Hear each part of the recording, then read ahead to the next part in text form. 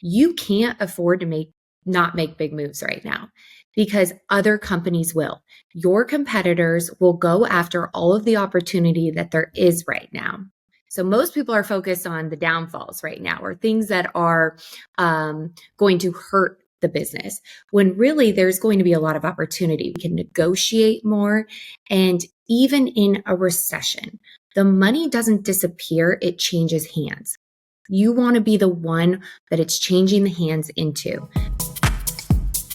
Welcome to Reward, the podcast of The Trust. We are the show specifically for women entrepreneurs who want to build businesses into the multi-million-dollar revenues and beyond, but especially because we know the reward is much greater than that. I'm Allie Brown, and I'm excited to introduce you to these diverse female leaders from a variety of industries, women making huge impact and who are unwilling to settle for the status quo. On the web, visit jointhetrust.org to learn more about our modern community for forward-thinking 7- and 8-figure women entrepreneurs. That's jointhetrust.org. See you there. Now, get ready to enjoy this episode's powerful conversation. Hey, Jessica, how are you? Hey, Allie, I'm great. Thank you for having me today. Is this your beautiful home office? It is. I love working from home. I don't think you could pay me to go into an office at this point. Yeah. Even with young kids, huh? Yeah, because they're at school all day. My kids just went into second grade. And I only work Tuesday, Wednesday, Thursday. So it just works nice to not have to commute and waste all of that time. I can come right back to the house and get started. Yep. I vacillated like for a while. I loved being home. And then after COVID, I had enough of everyone and I just needed to feel like I was driving away and being somewhere like, hi. And then even when the kids were at school, it was funny. And now I'm kind of back here and then I go through different moods, but that's the great thing is there's not one right way to do it. And we have all these choices now. Yes. And I'm traveling about once a month. So I feel like I get the fix of leaving, going to a new destination, working, not in my office. So I feel like it balances it out. Yeah. So I have to tell you, when I first met you and I knew you were doing, business advisory, business coaching, I'm kind of thinking, okay, what's this woman doing? Because a lot of people say, oh, I'm a business coach, I'm a business advisor. And as I got to know you a lot more and everything you do was like, wow, this woman really knows her stuff. I'd love to actually start back kind of a little bit about your background, because that really gave you this solid foundation in everything that you do today. Yes. Well, thank you. I appreciate that, especially coming from you. I think that you were kind of one of the first people I ever had the conversation with of, I had no idea what I was getting into in this online world or this saturated market of, business coaches that are 23 years old or just the wild west that was out there. I really went into this blindly because in 2009, I left a commercial real estate position and I started with a healthcare startup out of San Diego. The founder kept telling me this is going to be $1 billion business. And we are in a very fast growth in area of the country with biotech booming in San Diego. And it was a big risk. We didn't have funding in the very beginning. We were very scrappy pulling this together. It was a first to market concept with a pharmacogenetics test. And we worked really, really hard. And in 2015, obviously, I grew and scaled with the company. It was acquired for just over $8 billion. They came in and we're going to sweep the entire executive team out. So I was thrilled. I thought this is where I ride off into the sunset and figure out what's next. And 24 hours before the deal closed, it was negotiated that I had to stay on. And the reason for that is how'd you feel about that? I cried. I actually cried. I can remember the president of the company sitting me down and telling me, "You're not leaving, or this You're deal like, but doesn't." I just want the money. I just want to go. I need them and a break, right? People don't Right. realize the 100-hour work weeks that these major startups take and the blood, sweat, and tears, and they focus on the number and the revenue. And wow, there's 5,000 employees now, and we have all this beautiful office space, and Mm, we've got this C-suite. But it's all of the other things that go with it. There's a lot of low lows in building these companies. We had DOJ investigations. We had a whistleblower lawsuit. I was overseeing our entire national sales division. I had 500 reps throughout the 50 states plus Puerto Rico. Plus, I was overseeing our entire commercial operations at our corporate headquarters with 2,500 employees, reporting directly to the CEO. So it was very, very fast growth, which required a lot from all of us. So I mm, stayed on for another 2 years. He actually, I can remember him selling this to me at that lunch where he said, "You're going to have an amazing opportunity here. There's a new board of directors coming in. We're bringing in a CEO that has way more experience than any of the C suite has ever had before. You're going to have direct access to some of the best." And so I did. I stayed, and in those 2 years, which normally happens after an acquisition of that size, there was a lot of turnover. So I ended up mm. reporting to an additional two more CEOs, was still traveling quite a bit, and got pregnant with my twins. And at that point, I was just coming to the end of my 2 year deal. And I decided, I do not want to live this lifestyle and have two children. I'll never be home. And so I decided to end up walk away. I was able to bring somebody else up within the company that could take over that position. They dissolved it into a few different roles. If that doesn't tell you how hard I was working. Wow. And then I said, I'm going to be a mom for a year. And I made it 3 months. Called my husband and I said, absolutely not.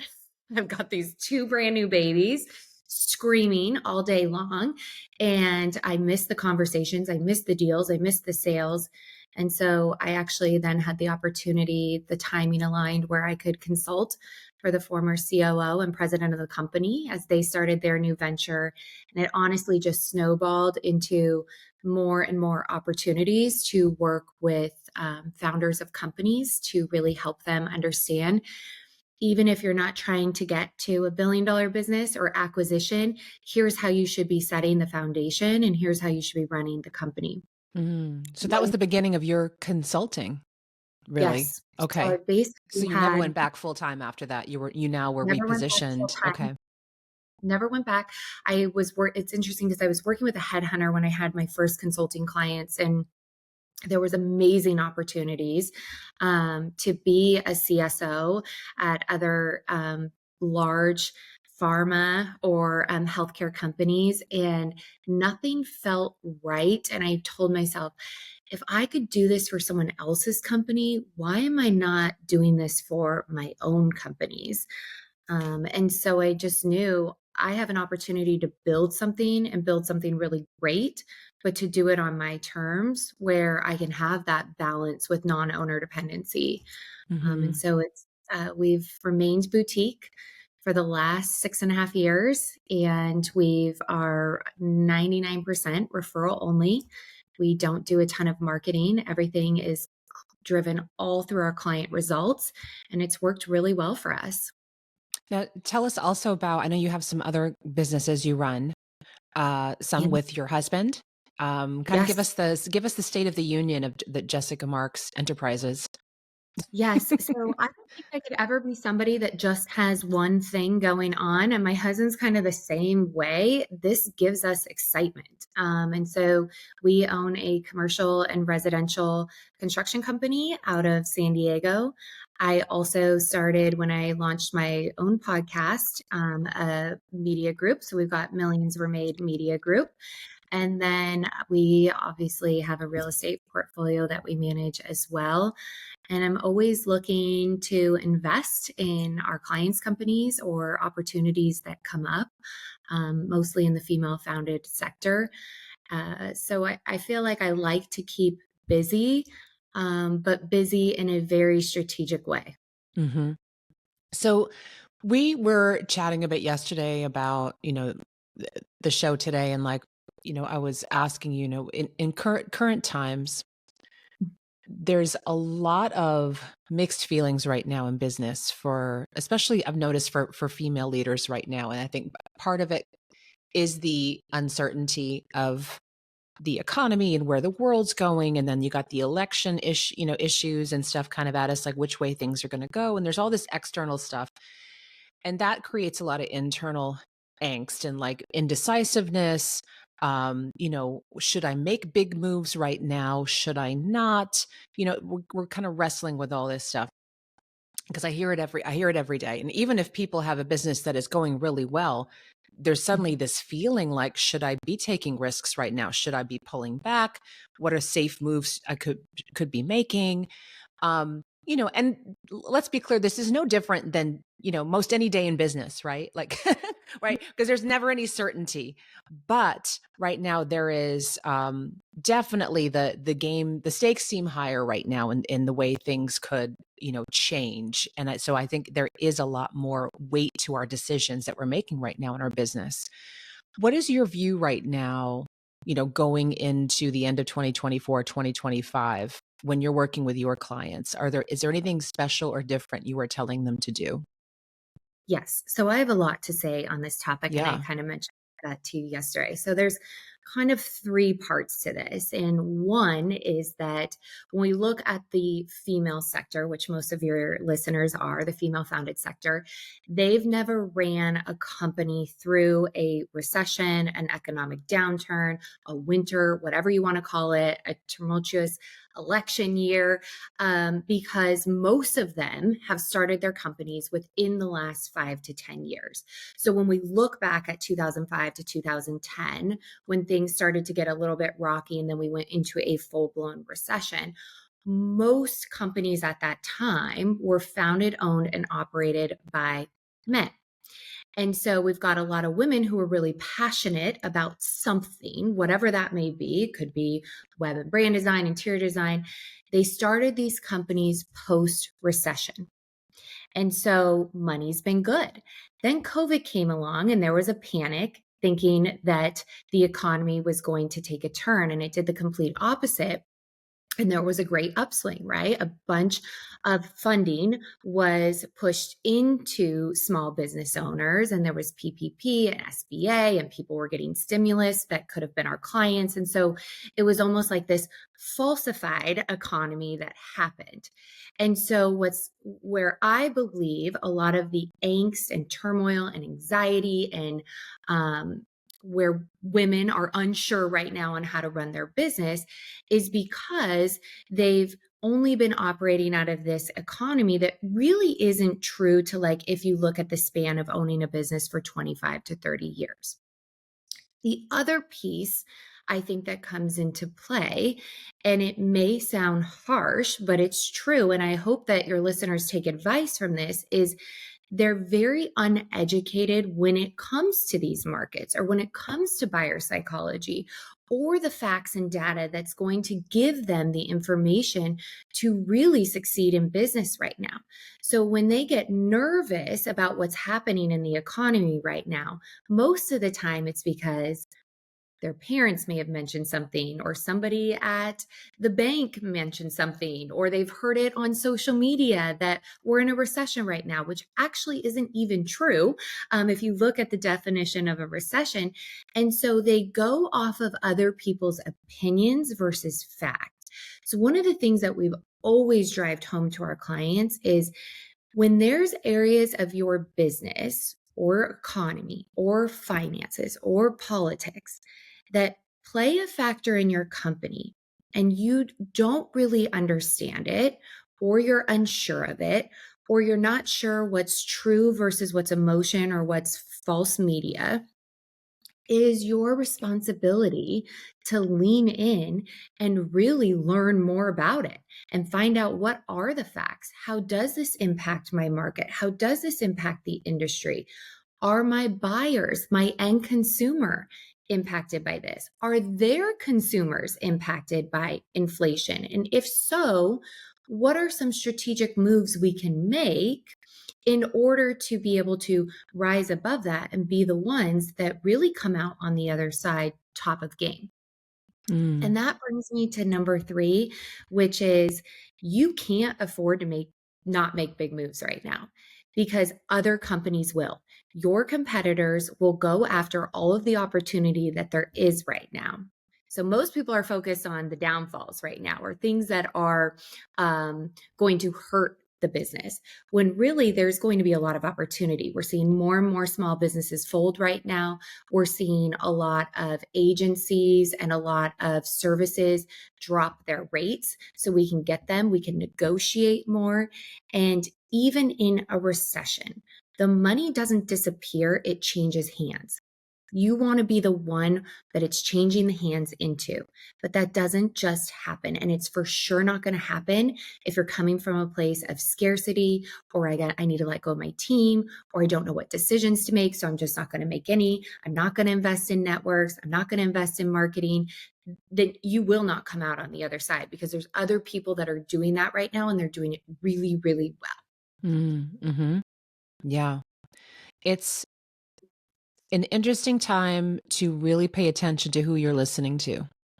And you just brought up something that was really important that, like, if I do, and I would totally agree. The word uneducated, I mean, it's not an offense. It's an observation, right? Like they're just not, they haven't been privy to or taken in or looked into like educating themselves on these issues and moves they could be making. Like, if you look at the stock market, for example, reframe and say, oh, things are on sale.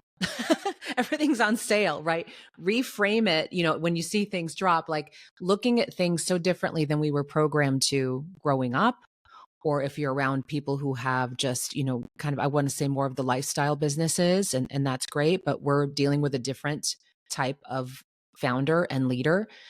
Pay attention to even the mainstream media that you take in. I mean, everything. It's like, and everything you say is making complete sense. And I want everyone listening right now to really listen to what Jessica's saying, because she's so clear on what you need to be paying attention to right now. So let's say there's someone listening and, they are having some struggle in their business, that sales are really down and they're just not sure what to do. Do you think it's time for them to then really, really reevaluate the structure of their business or their model? Like maybe to walk me through a few things you would do with that business owner. Absolutely. Any time that there's internal or external changes, you need to be auditing the company and looking at the performance of the business. So external would be something like COVID or markets or economics or politics. Internal would be somebody leaves the company, sales are down, ads are no longer working, whatever it may be that internally it's relevant to your organization, you are able to notice a shift or change. Could be a decline, could be an incline, right? Because we want to be able to lean into that data. The data does not lie. And I think I had this conversation with you one time, Allie, where I said, coming into this entrepreneurial space was so shocking for me because all of a sudden I kept hearing all this advice on social media, like, if you just manifest it, or you just go where the numbers tell you to go, or if you just feel it, the numbers will appear. And I'm like, I've sat in a lot of boardrooms and I've sat in a lot of meetings and I've taken a company to market, and not one banker, not one VC, not one person said, what do you feel like the numbers are going to do? How are you going to manifest these sales? I mean, it just doesn't happen. And so if you're wanting to get your business to be at the top of its game in the performance, you have to be looking at the numbers. And what we're seeing a lot of right now, we audit about 2 to 3 companies per month, is that they are doing business as usual. So they had a really great 2022, really great Q1 through Q3 of 2023. And then they're started to see numbers decline, and they kept watching it. And then they got panicked, and then they got worried. And then they're like, now we don't know what to do. Everything we're doing is not working. And I'm like, well, everything you're doing was what you were doing when it was working, but that's no longer the case. So you have to be willing to shift and change. So if click rates are down, if your ads that were working 2 years ago, the copy on that is no longer working, you need to reposition it. If your offer suite was very course heavy or DIY it, we know that's not working as well right now. So how can you modify that? People want more support. They want more results. And so I think that a lot of business owners just sit back and hope it's going to get better, or hope that this new shiny object is going to work for their business because somebody online said, I'm doing this and we're making millions of dollars. You should do it too, when it's not the case. It Mm-hmm. really isn't. You could be in the same industry, and what we tell one client that owns a marketing agency versus the strategy we build out for another client that owns a marketing strategy are almost night and day difference. And it should be that way. Business is very customizable to the consumer, to the team, to the infrastructure, to the CEO, the leadership. I mean, we have to take all of that into consideration. And so you have to be willing to stop, pause, reset, really look at the hard, honest truth of what the data is telling you, and then what the market's wanting, and reposition in order to then go after those sales numbers. Mm. Yeah, I like it. What type of businesses do you typically work with? So one of the reasons that we never niche down, and I will stand by this all day long, is business is business, right? There's a cycle in business. You have to have offers or a product, and you have to have really great marketing that then leads to sales, that then leads to the deliverables, the team, the infrastructure. And so we're able to replicate that in any company that we work with, right? Because the numbers are the same. Every company has P&Ls, they have balance sheets, they have sales reports. And so we've stayed very open to, we work with anybody that's generating typically more than $1 million in annual revenue. They have to have some profitability. We don't want you coming to us if you're like drowning in debt. And the two things that we really focus on is, how do we release owner dependency, get you out of the company because we'll never be able to sell it with you in it? And how do we make this really profitable? Because so Mm-hmm. many founders are focused on revenue, and that's just a trophy for participating. You really need to have a company that shows great numbers, and that the numbers being spent correlate to the results that are being given. Yeah. So where can people learn more about what you do and follow you? Yes. So my Instagram is the Jessica Marx, and we have a podcast where I'm the host at Millions Were Made. And we talk about what people are able to do once they have successful companies with the personal wealth that they're able to build. And a lot of our founders share stories of how they've made really great investments, where they invest that money, and what being a business owner has done for their lives. Yeah, I actually saw a clip from one of the recent shows. It was Emily Countryman, one of the members of the Yeah. trust. I think that was yours. And what Yes. a great move she made, moving in on those franchises, right? So that's a great episode to go listen to, everyone. Just thinking how that, that kind of thinking is really cool to witness. And there's going to be a lot of that. So the sneak peek to that is that her competitor went bankrupt and she was able to swoop up that business. There's going to be a lot of businesses. I've heard of 4 in the last week that are folding or planning on closing before year end. We are going to see more and more of that. And I think it's because Mm, those didn't stop to pause and reflect before it was like way too far down the road and now there's no going back. yeah. And so that creates opportunity for those who are ready to jump on that business. Yeah. Yeah. And right after you today, I'm also interviewing Andrea Bailey Brown from the Trust as well. And her specialty is franchises. So it'd be interesting to see what she has to say on maybe scooping up some franchises that are about to go on sale, right? Totally. Yeah. So give us a glimpse into your life. I was able to meet your kids once. I know that you guys live in Southern California. It just looks like you've really created a great life for yourselves. Will you kind of walk us through like what a week would be like? Yes. So I have 7-year-old twins, just like Allie, I have boy girl twins. And my husband and I were pretty clear from day one that we both wanted to work, we both wanted to have companies, but we also wanted to be very present. We wanted to travel. We obviously had them right before COVID, so we had them home a lot. But a typical week for me is I do drop off every single day at school. I am there to pick them up. I have a son that's autistic. So, really being able to pour into him these last few Mm. years, I homeschooled him at one point, has been something that was the number one priority. And then I'm in the office Tuesday, Wednesday, Thursday. The team handles the rest. And I practice what I preach because if I was, burning the candle at both ends, then I wouldn't be able to guide clients to really figuring out that there's a way to do this and structure it so you're not doing everything in the day to day. Yeah. And what do you wish people, women especially, knew right now about their businesses and making decisions? If you had one wish that you like, wish that they really understood, they really got, like, God, I wish they would just get it. I think the confidence that you have to have as a business owner, and I do think it's developed over time, and it's developed through the hard moments and the big wins. And so it's not always going to be sales all day long. And there's going to be difficult conversations, but every single time you do it, you build up this layer of confidence and clarity to where I can make a decision now in 2 seconds. If somebody comes to me with an opportunity, I know instantly if it's yes or no, whether I want to do it Hmm. because I'm so aligned with the vision. And I just think that it can become so overwhelming when you start a business that a lot of women lose that clarity, they lose the confidence, and it becomes really hard. And then it impacts their personal lives as well. So, Mm.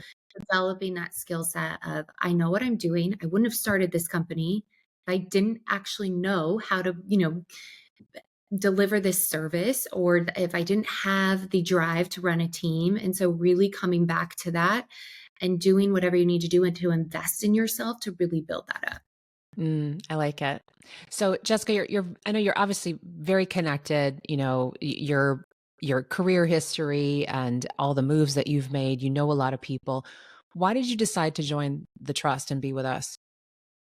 So I actually came to your events, the Iconics that you used to do. And I had never been in a room like that. My black book was predominantly all male executives from the healthcare industry or sales reps in big pharma. And so I just didn't have this circle of women. I was the only female executive that I knew when I was in corporate. And when I saw Iconic, I like booked my ticket so fast to come. And then I came the following year. And I just know the value of one, getting in the rooms, right? Taking the break to step back from the companies, to get away from the team and be able to focus on your own business, the conversations to be had.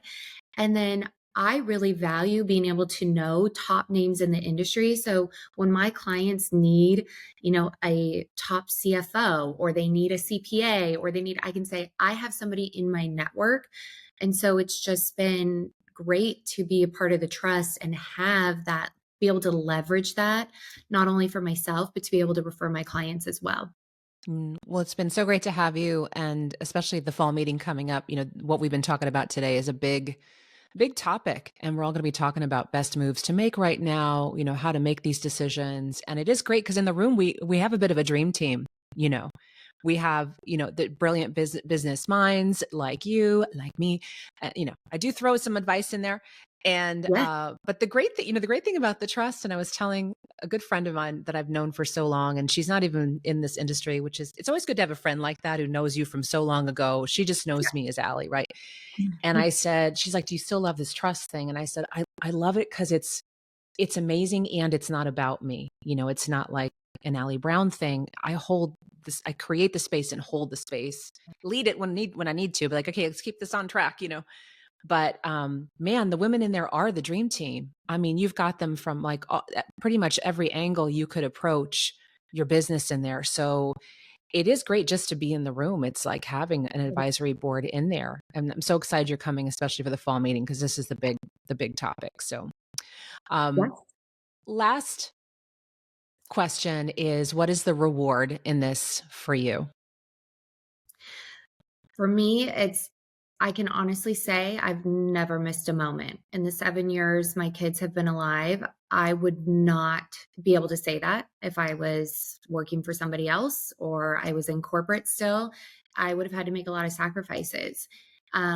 With this, even owning multiple companies, I've taken 11 o'clock flights home from a business trip to be at, the first day of soccer practice. And I can make that schedule. I have Mm-hmm. the ultimate decision making power day to day of what goes on my calendar and what doesn't. And the biggest reward for me over the last 7 years has been being there for my kids, especially my son, who needs a lot more.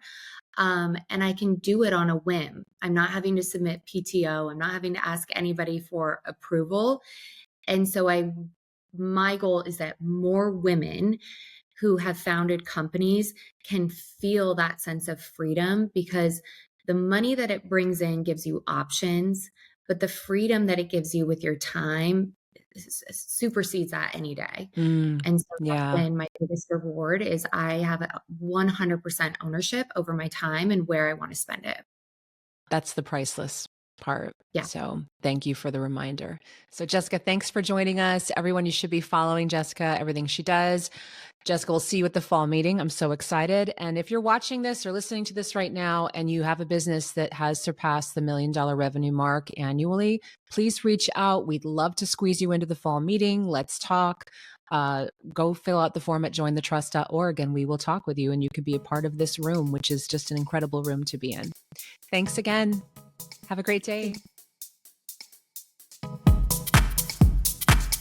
I hope you enjoyed that conversation as much as I did. Subscribe now to the Reward Podcast to be sure to not miss an episode. And don't forget to visit jointhetrust.org to learn more about our modern community for forward-thinking 7- and 8-figure women entrepreneurs. You can learn more, apply to join us, or refer another woman you know who is over the $1 million mark and is ready for a different type of women's network. We have events coming up both live and online that are truly creating new possibilities for female leaders. That's jointhetrust.org. See you there.